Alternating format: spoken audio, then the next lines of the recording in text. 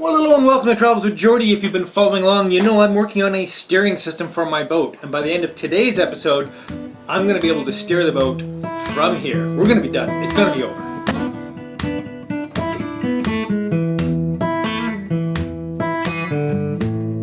Hello and welcome to Travels with Geordie. My name is Peter and this good-looking fella here is Geordie. And we live together on this wooden motor cruiser here in Victoria, British Columbia, all the while fixing it up for some pretty extensive cruising someday.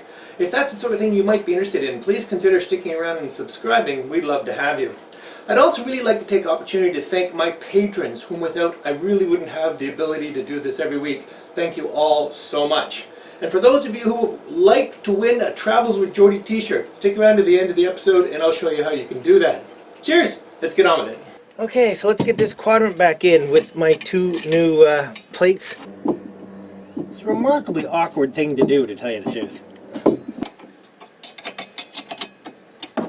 Okay, now of course these shackles will have to be wired later. And that cable goes that way. I've nicely eased this edge so that won't bother it too much. And in the other direction,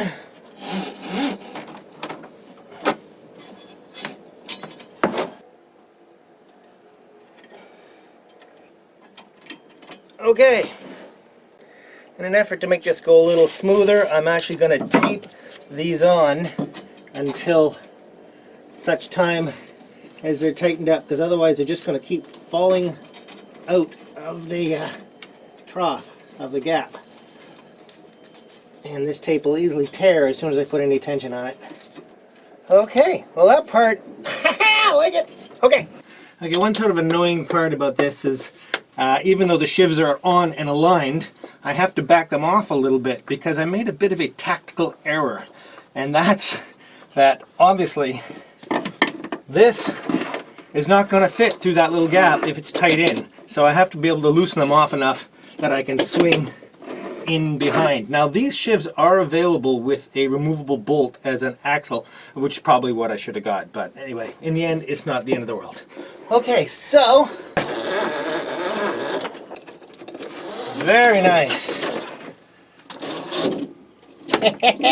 I can steer the boat.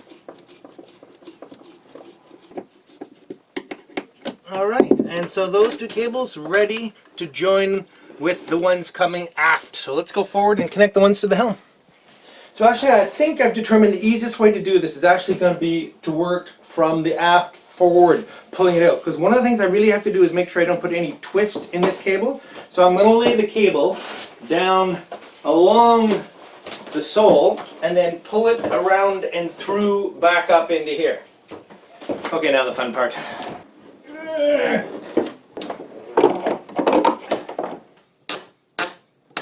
Okay. Down the home stretch. These ones are only held in with the absolute minimum screws so far because they'll be the first to be replaced with the through bolts. So that's very handy for this. 1, 2. Okay, let's move up. Likewise here, only minimum.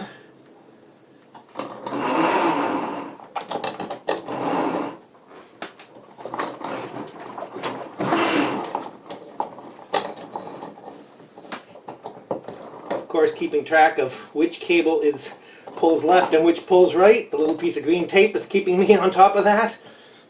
Alright, and the home stretch. Connect to the chain. Well, not quite, because we still have to connect the two sets of cables together under my bed. But there is something pretty satisfying about this step. I don't know if you people can hear all the planes. Yes, non-stop planes. I live in an airport. I love these little bronze chain ends. Love them. Okay, wow. There we go. Oh, I didn't put it through the...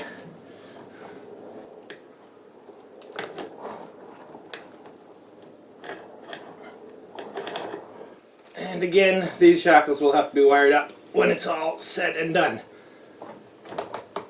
Okay. Let's go connect the two sets of cables together. But before I can do that, I gotta show you something about the way this is all gonna work, and I don't have the pieces yet, so I'm gonna draw it.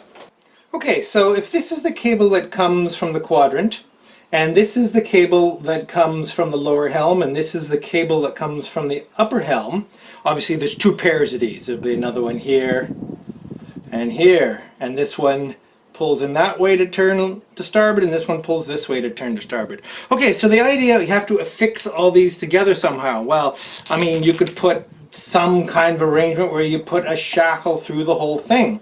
Now, the only thing about that is that what will happen is when one helm is pulling and the other one isn't, the force in this direction is actually that way because it's being pulled from the other side. If this gets complicated, I apologize, but what will happen is it'll twist this shackle like that, and that'll make it a kind of a soft. This cable will head off in that direction, these cables will pull off in different directions.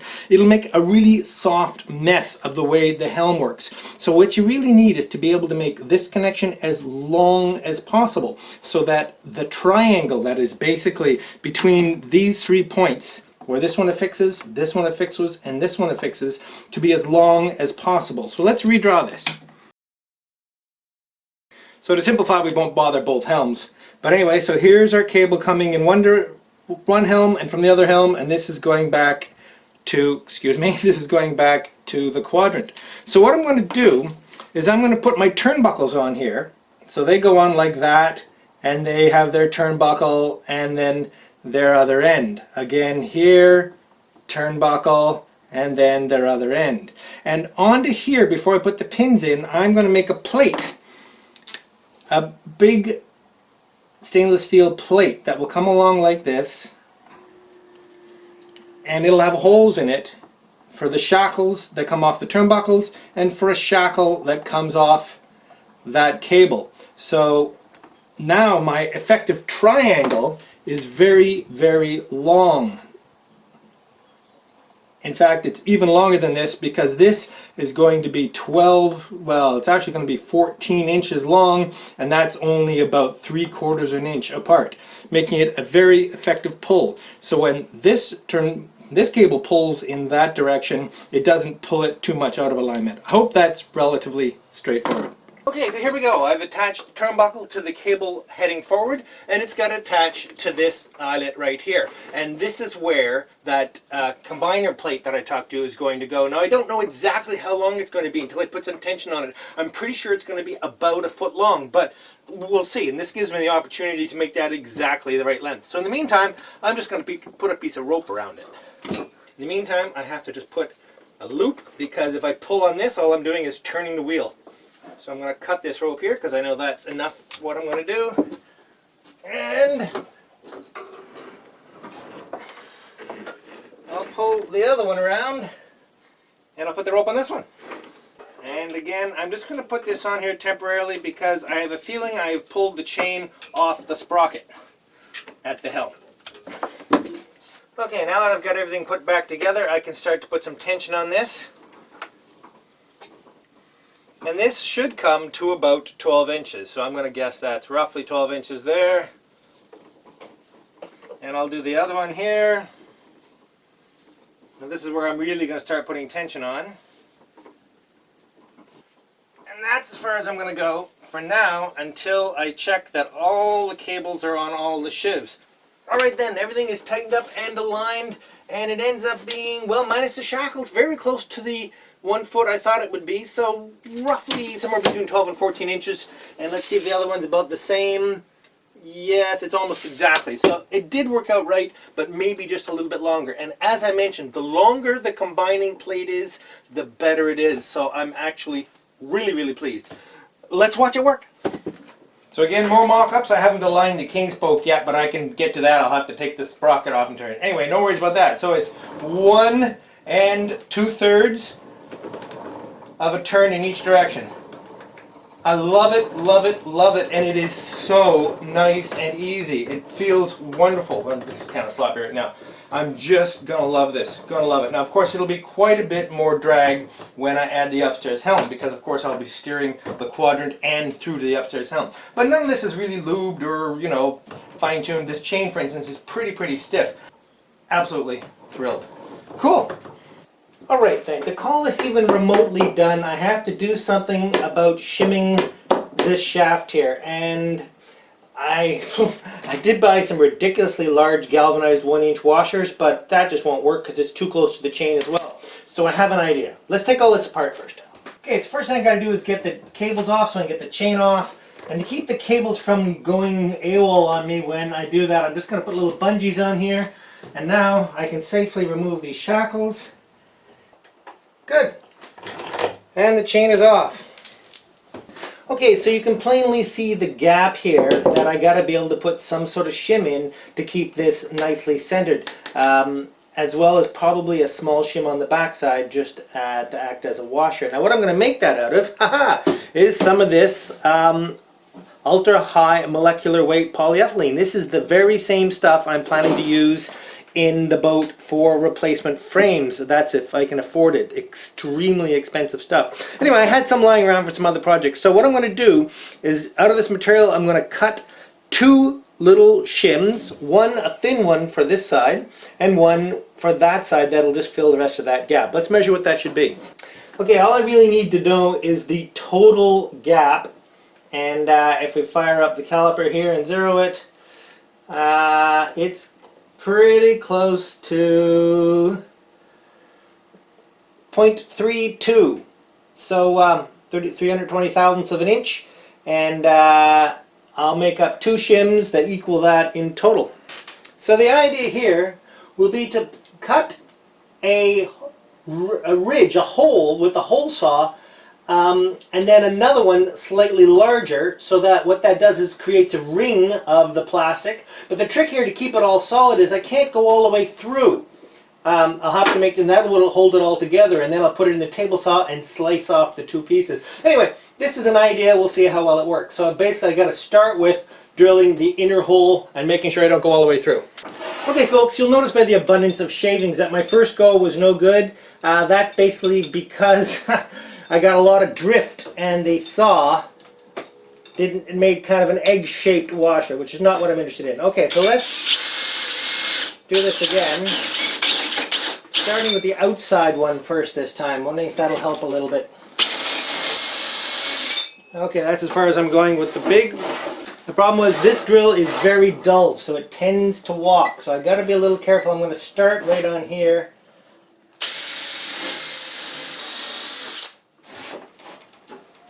Got to be careful I don't get too hot. Okay, I'm going to say that's deep enough.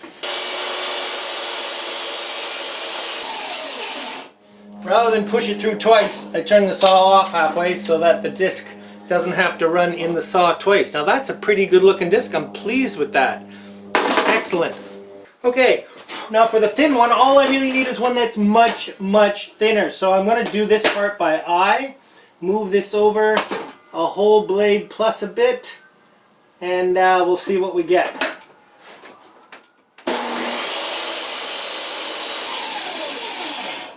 Hopefully right here somewhere is a nice little, there we go. I just didn't quite go far enough through with the hole saw. Oh well, I can make that happen. So just a little bit of tidying these up with a knife, because after all, when the hole saw finally bites through, it doesn't actually make a perfect edge, but I'm very, very pleased. Let's try these out. So again, take the clamp brackets, whatever we want to call these, off. And it sits right against there. And I'm pretty sure I'm going to have to shim the front one a bit. Let's have a look here. Because I actually just cut this one by eye. Yeah, that's going to have to come down just a hair. Okay then, a little bit of trimming, and oh, that fits in absolutely beautifully. Just brilliant. I love it, I love it, I love it. Okay, let's put the clamps on.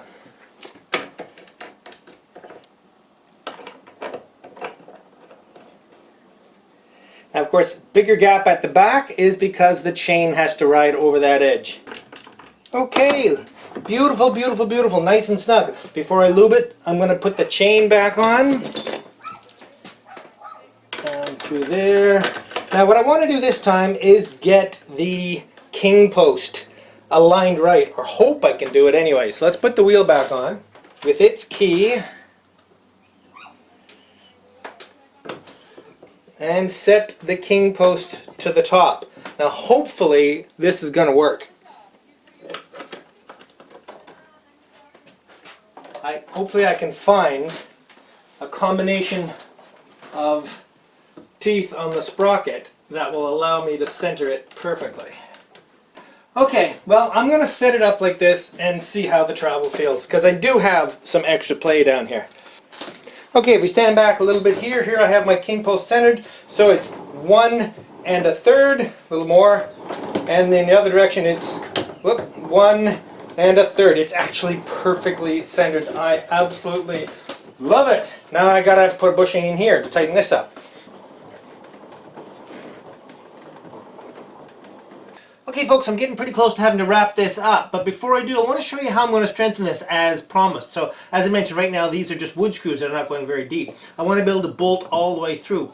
But what I realized is that every condition is a different length. So what I ended up doing is buying some stainless threaded rod, and which I'll cut to match every length, and a whole bunch of stainless washers and stainless nylock nuts. If you're not familiar with these are basically little nuts that have little nylon bushings in the end of them, so they act like a lock nut without having to use a separate lock nut. And what makes this so easy is something called an aircraft bit, which is a long drill bit. So I'll take one screw out at a time, zoom, drill right through, careful not to drill through the hull, and then cut a piece of this, just the right length, slide it through, put a nut on the back, drive a nut down on the front, do that 3 more times, and that is bulletproof. So that's what I'm doing next week, but I didn't think you needed to watch all that. Alright, well, welcome to Beer of the Day. Yes, we've made it. This epic marathon 3-day adventure is over, and it's done, and I am so pleased, satisfied, you might even say. Okay, beer of the day today is from Russell Brewery. It's their East Coast IPA, which I'm told is a hazy IPA. I've never ever enjoyed a Russell beverage before, so this is a new brewery for me. Let's see what we think of this. You know what I think of hazy IPAs, and you know what I think of hazy frosted beer glasses too. I don't even know if this is hazy because the glass is so hazy. Okay, oh, the smell, I can smell it. The aroma is just killing me. This is fantastic. This is a perfect beverage for right now. Oh, is that gorgeous? Can I get this in the sun for you? Yes, indeed. Okay, so this is Russell's East Coast Hazy IPA. Let's see what we think of that. Oh my god, I'm in heaven. We'll just sit out the plane for a minute. Oh my gosh, it's fantastic. Okay, and well, I do have to say, 2 more packages arrived. Oh my gosh, from Robert Stanka. This fantastic little, I've never had one. This is a butane torch. You fill it with butane like a lighter, and like it's a little mini micro torch. Flame will come out that far. It's super easy for soldering, stuff like that. I'm kind of hoping I can also shrink tube with it, but that might be a bit aggressive. And also, very kind, a spare carbide blade for my backhoe scraper, because there's going to be a lot of scraping coming on. In addition to that, from Ulrich Kopf, a really beautiful set of stainless steel insulated mugs, which I'm pretty excited about because in the cooler weather, I love to take the dogs for a walk with a coffee with me. So thank you both so much for those. Really, really grateful. All right, let's move into next week, but you need a word of the day, and that is satisfaction. Well, of course it's satisfaction, isn't it? So, if you'd like to win a Travels with Geordie t-shirt, all you have to do is use the word satisfaction in a comment below, and I will pick from the first 24 hours worth of comments at random, and you might win a shirt. Yeah, I only flubbed it at the end. Cheers, see you next week.